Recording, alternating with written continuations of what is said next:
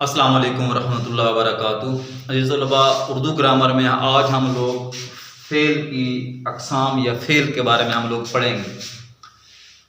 اگر آپ کو اردو گرامر کے لحاظ سے مزید ویڈیو کی ضرورت ہے تو میرے چینل کو سبسکرائب کریں، لائک کریں اور شیئر کریں، اور جو بھی ویڈیوز یہاں پر اردو گرامر کے لیے میں نے بنائی ہیں وہ آپ کو میرے یوٹیوب چینل سے مل جائیں۔ اللہ تعالیٰ آپ کا ہم ناصر ہو۔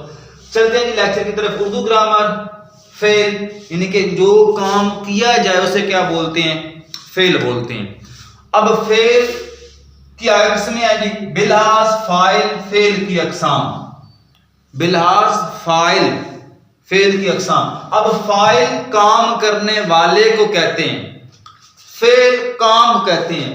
بلحاظ فاعل فعل کی کتنی اقسام ہے؟ یعنی کہ ایسا فعل جو ہے جب فاعل کے طور پر استعمال ہوتا ہے، جو کام ہے جب وہ سبجیکٹ بنتا ہے، یعنی کہ جو آبجیکٹ جو ہے، جو ورب ہے، جو فعل ہے، جب وہ آتا ہے جی فاعل کی طرف، جو ورب ہے وہ جب سبجیکٹ بنتا ہے پھر کیا ہوتا ہے جی بلحاظ، یا پھر وہ کیسے ہوتا ہے؟ بلحاظ فاعل فعل کی اقسام۔ اس کی دو اقسام ہے، فعل معروف ہے اور فعل مجہول ہے۔ فعل معروف ہے اور فعل مجہول ہے۔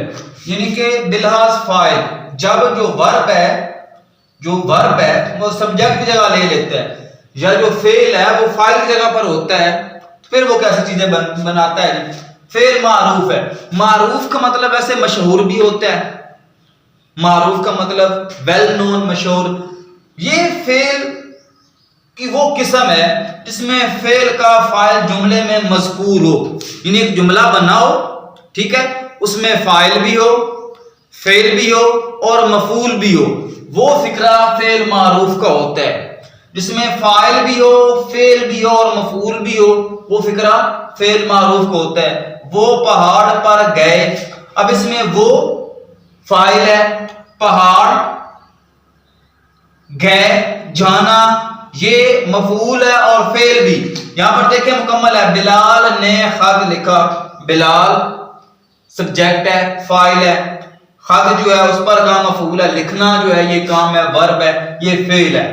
آصف نے گوشت کھایا، کھانا اس میں کام ہے، آصف جو ہے وہ سبجیکٹ ہے۔ یعنی کہ فعل معروف فعل کی وہ قسم ہے جس میں جو جملہ ہو، جملے میں فعل کا جو فاعل ہے وہ اس میں اس کا ذکر کیا گیا ہو۔ چلتے ہیں فعل مجہول کی طرف۔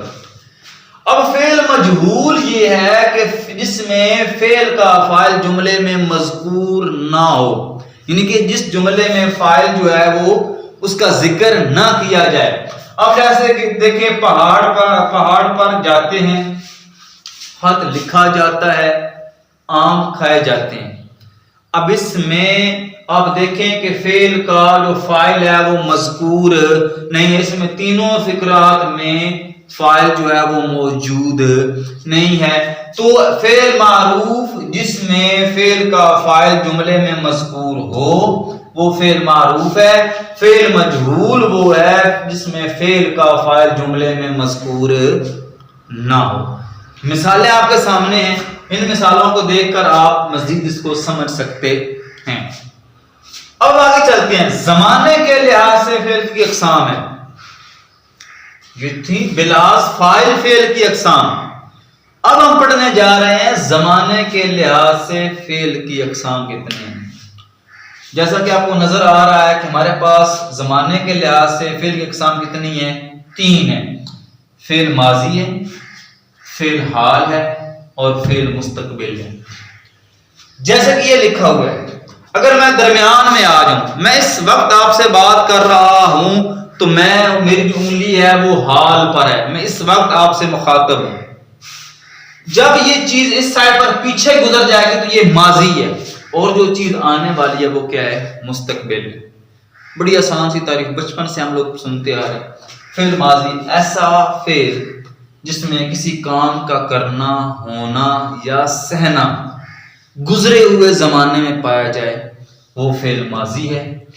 فعل حال ایسا فعل ہوتا ہے جس میں کسی کام کا کرنا، ہونا یا سہنا